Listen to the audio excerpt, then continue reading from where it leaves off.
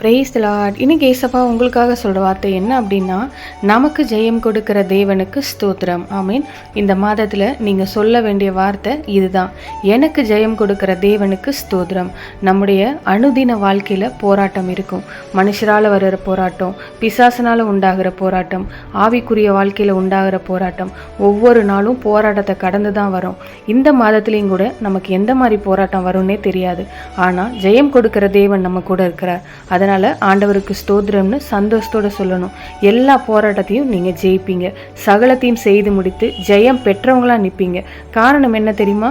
எல்லாவற்றையும் ஜெயித்த, உலகத்தை ஜெயித்த இயேசு, பிசாசை ஜெயித்த இயேசு, இந்த பாதாளத்தை ஜெயித்த இயேசு உங்கள் கூட இருக்கிறாரு. அதனால தான் நம்முடைய கர்த்தராகிய இயேசு கிறிஸ்துவினாலே நமக்கு ஜெயம் கொடுக்கிற தேவனுக்கு ஸ்தோத்திரம்னு மகிழ்ச்சியோடு சொல்லணும். என்ன வேணாலும் போராட்டம் வரட்டும், பார்த்துக்கலாம். ஜெயம் கொடுக்கிற இயேசு உங்கள் கூட இருக்கிறாரு.